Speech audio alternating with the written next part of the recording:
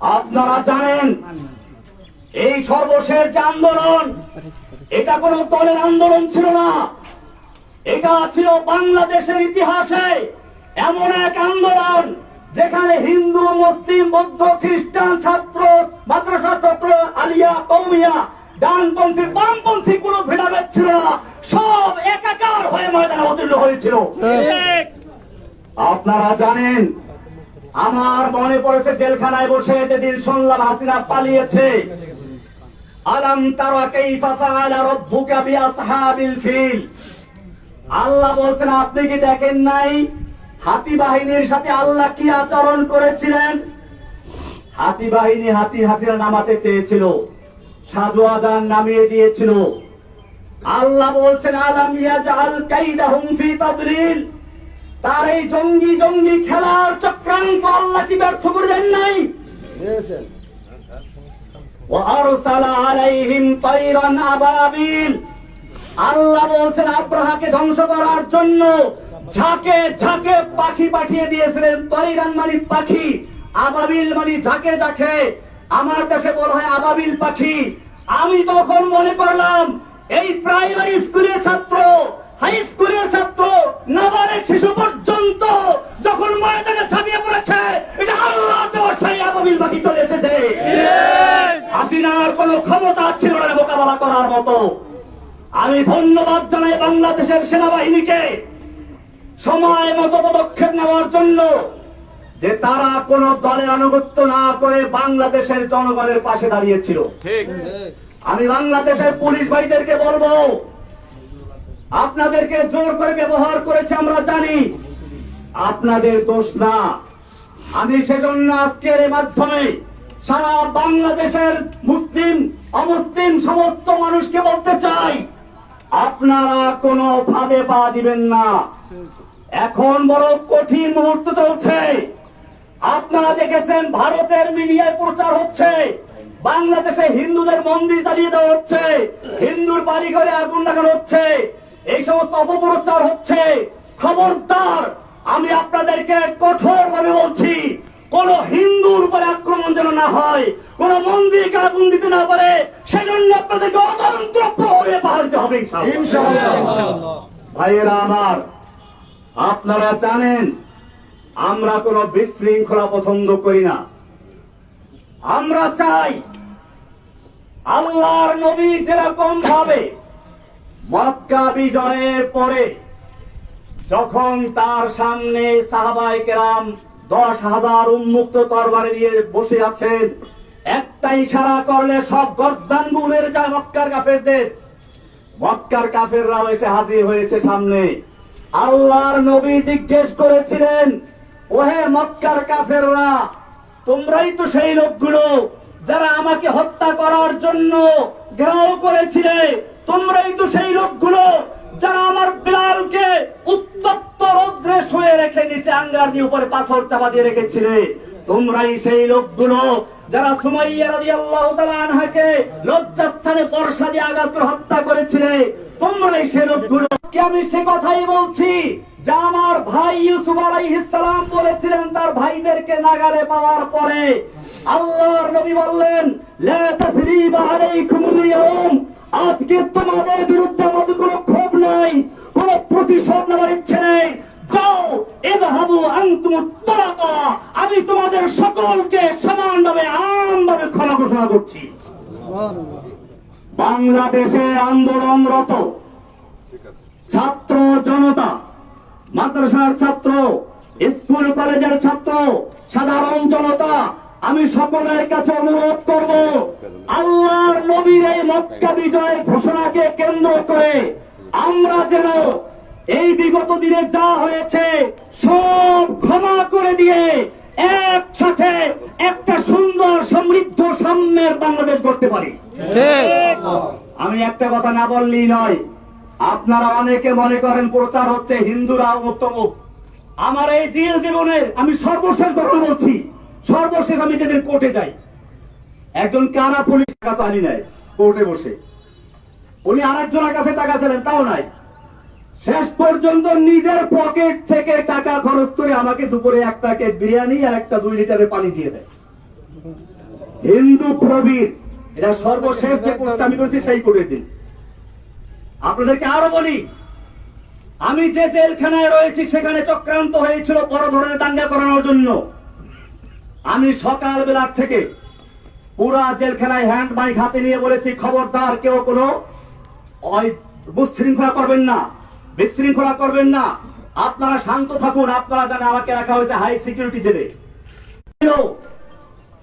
আমি hand mic দিয়ে সকালবেলা ঘুরে ঘুরে প্রত্যেকটা বিল্ডিং এর সামনে গিয়ে বলেছি কেউ শৃঙ্খলা করবেন না, আমি আপনাদের জন্য মুক্ত হলে পরে আপনাদের জন্য মুক্তির ব্যবস্থা করবো ইনশাআল্লাহ।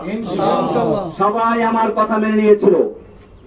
কিন্তু কে বা কারা উস্কানি দিয়ে কিছু কয়েদিদেরকে লেলিয়ে দিয়েছে এখানে আক্রমণ করার জন্য, বিশেষ করে আমি যে বিল্ডিং গেছিলাম সেখানে আক্রমণ করার জন্য। কারণ কি? কারণ ছিল এই আন্দোলনটাকে একটা জঙ্গি রূপে আকৃতি দেওয়ার জন্য।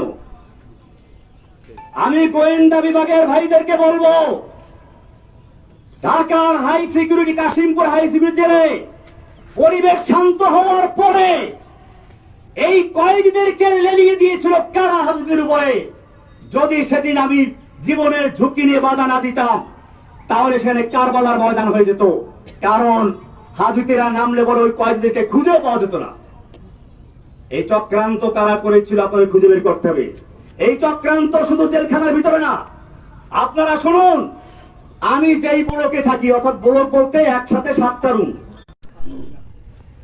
যাতে করে তার কেউ ক্ষতি করতে না পারে।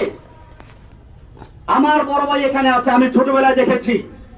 আমার বড় ভাই আছে এখানে, এদিকে মাস্টার সাহেব দিকে আমি বলি বড় ভাই হিন্দুদের বরিষ্ঠ বন্ধু।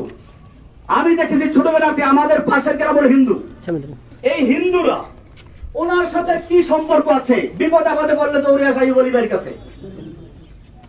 এইভাবে আমরা পারিবারিক ভাবে, আমি ইন্ডিয়াতে পড়াশোনা করেছি, দেওবন্দের উল্লেখযোগ্য ছাত্র আমি দেওবন্দে পড়াশোনা করেছি। ইন্ডিয়াতে হিন্দুদের বিভিন্ন বাগানে গিয়ে ফল খেতাম। হিন্দু দাদারা আমাকে বলতো, খালো খালো ভাই, যেতে চাই খালো, লেলা নেই, যত চাও খেয়ে নাও, নিতে পারবা না।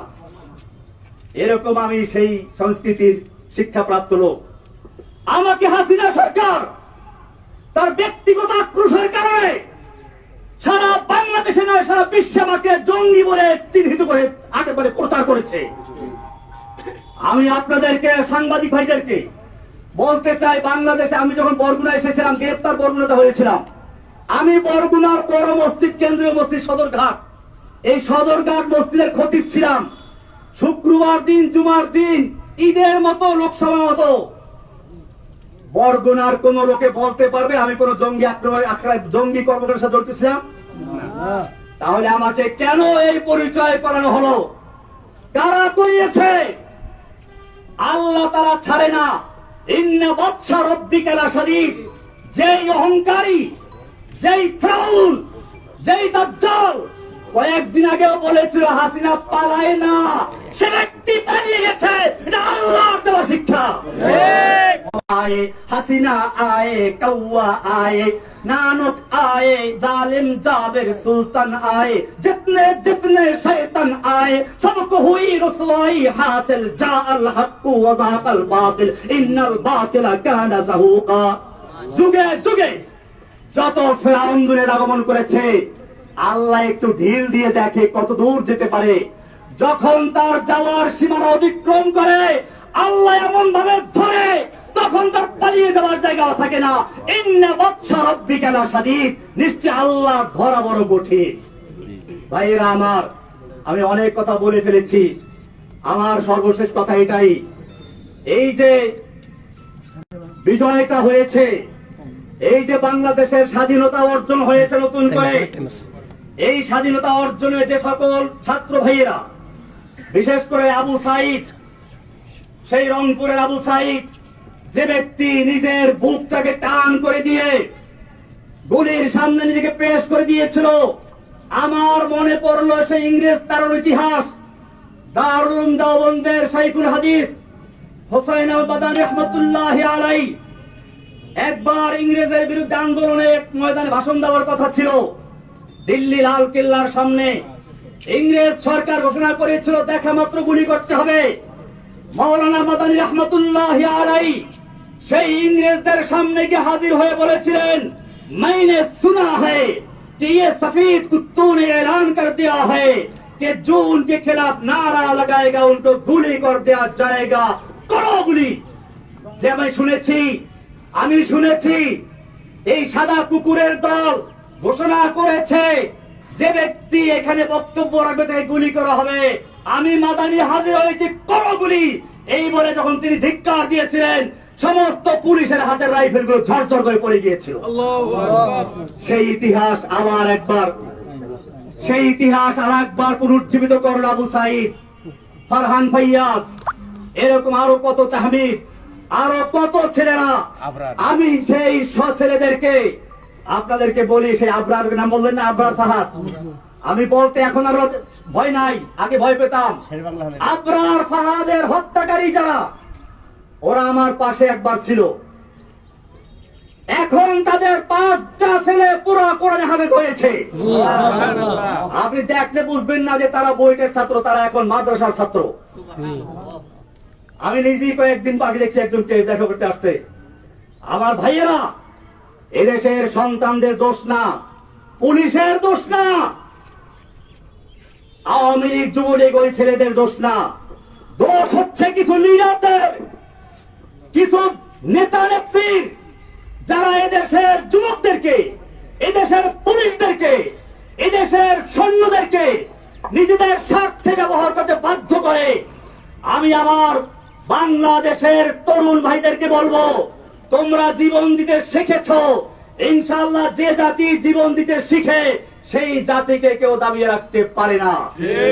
সব গরিজা হো গিয়া আখির, सब गुरीजा हो गया आखिर, जलवाए खुर्शीद से ई चमन मामूर होगा नगमाए तौहीद से। রাতের আধার কেটে যাবে পূর্ণিমার চাঁদের আলোকের ঝলকানিতে, এই জমিন আবার আবাদ হবে তাওহীদের আওয়াজ ইনশাআল্লাহ। ভাইয়েরা আমার, আমি আপনাদের কাছে দোয়া চাই, আল্লাহ যেন আমাকে এবং আমার সঙ্গে আরো যে ভাইয়েরা আছে সকল ভাইদের মুক্তি আল্লাহ তাআলা ত্বরান্বিত করেন, জোরে বলেন আমিন। আমরা জানাজা এসেছি আমার বড় বোনের মৃত্যু।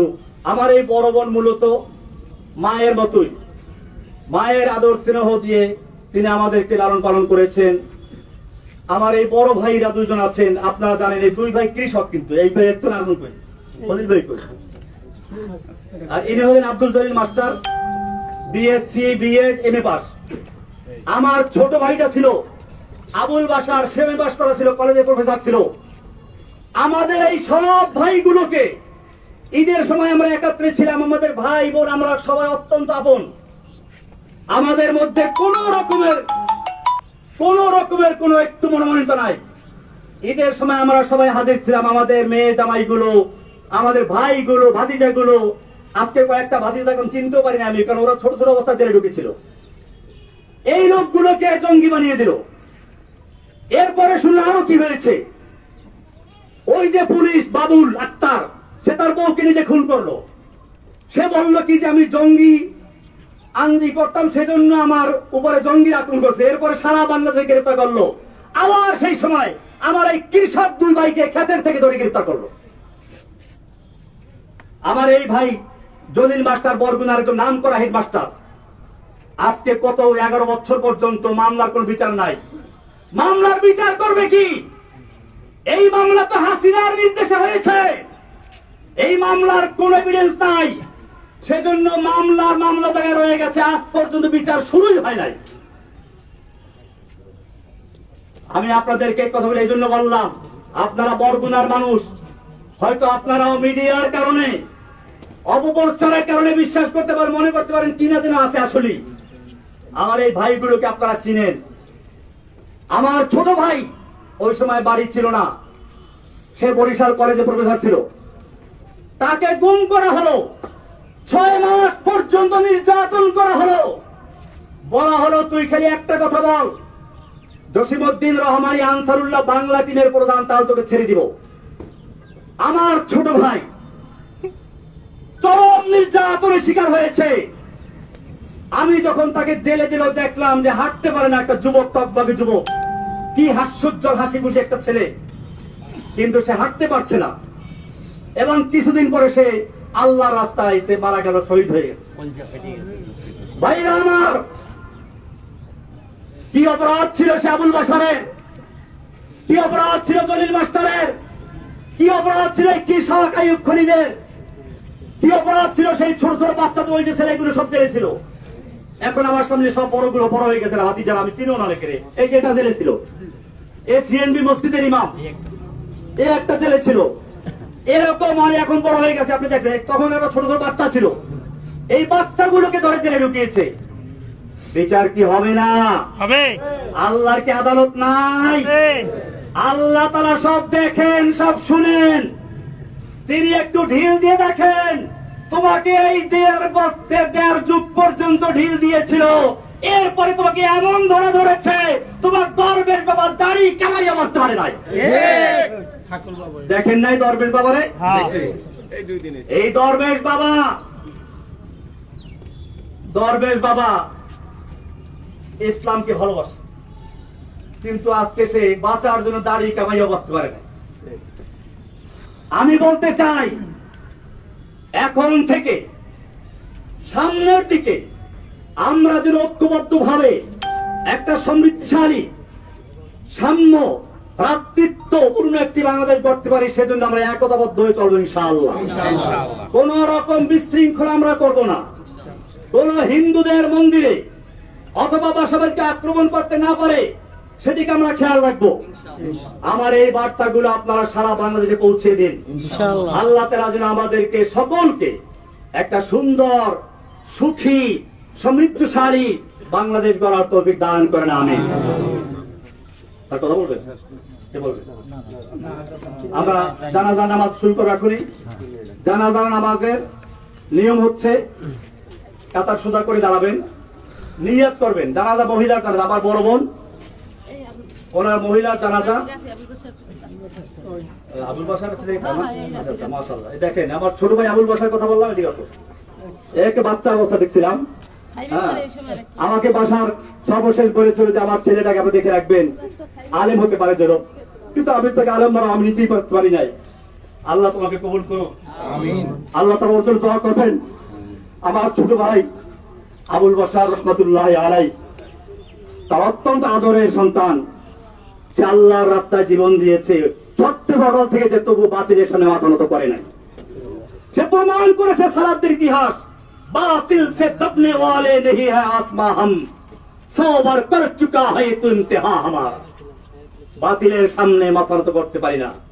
मर्द मोमिन बातिल से हरगिज खौफ खा सकता नहीं, सर झुका सकता नहीं, सर कटा सकता है, सर कटा सकता है लेकिन सर झुका सकता नहीं। ভাইয়েরা আমার, আমি কথা বলতে গেলে অনেক কথা নিছিলাম, অনেক কথা, আমি আর কথা বাড়াতে চাই না। জানাজা নামাজ শুরু করতেছি।